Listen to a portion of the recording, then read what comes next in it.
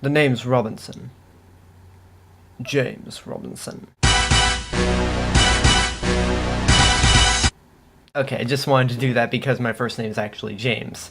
So I'm back from finals and UC Santa Cruz. I'm here and back in LA for the holidays, which means I got catch-up to do with my reviews. So I think this one I'm going to start with Skyfall, the James Bond movie that came out last month. But before I do, I think I better give a slight background on what I thought of past James Bond films. I mean, now the series is 50 years old. There are 23 Bond movies, counting Skyfall.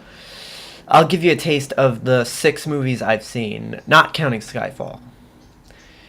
I've seen 2 Connery films, 2 Brosnan films, and then all 3 Daniel Craig films. So, without further ado, here's what I thought of the James Bond movies I saw. Now, I'll be listing these movies off in chronological order, as in like when they were released. So let's start out with Dr. No, the first James Bond movie, and one of the best, obviously. Really good movie. Sean Connery is great as James Bond. I mean, he is the first, so he set the standard for James Bond. Although other actors have put their own spin on it, which is not bad at all. But Sean Connery is probably the classic James Bond. The first, the most playboyish. I mean, it's a really good movie, so definitely worth checking out in your lifetime.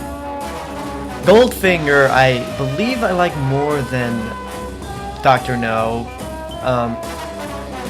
because probably mainly because of Oddjob. I don't know why. There's something about that Hat of Doom that I want. That I like, and I want that hat. But, I mean, aside from that, it's still another good movie. Again, slightly better than Dr. No, in my opinion, but that's up for debate.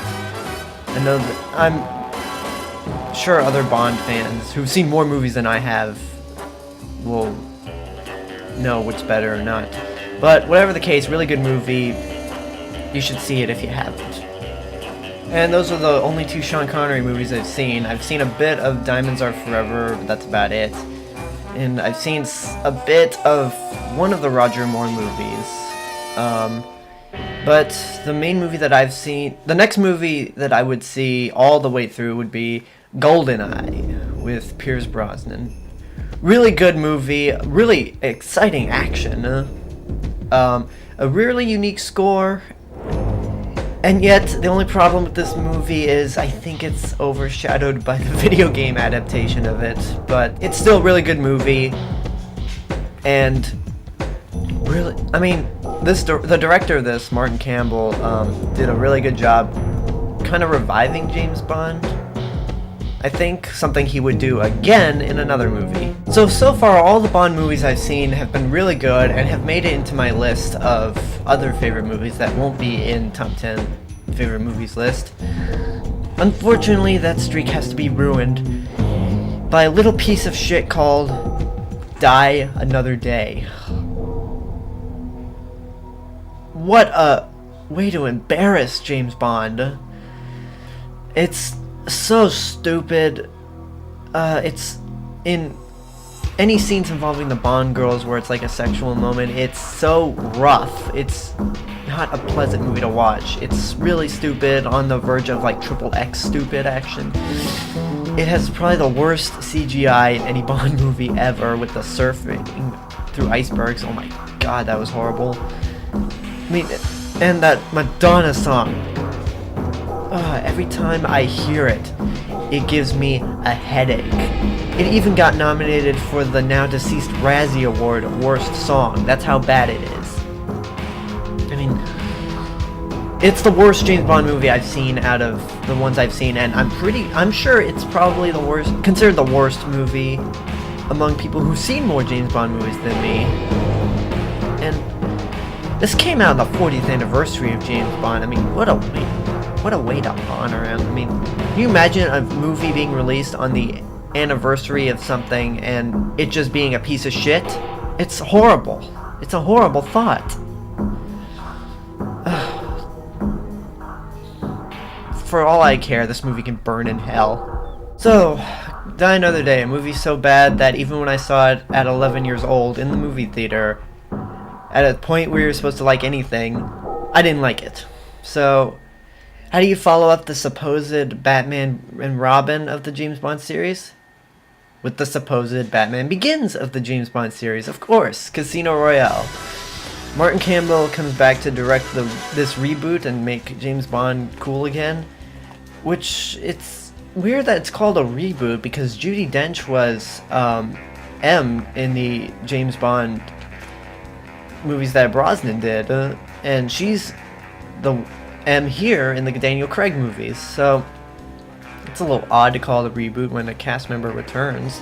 But whatever the case, it basically brought James Bond back to the way he was and putting a more different twist on it, which honestly I find Casino Royale to be a bit overrated because it seems to isolate older Bond fans, but that's probably why. But I mean, even when I saw it and felt, it's not the James Bond I remember, I still liked it a lot.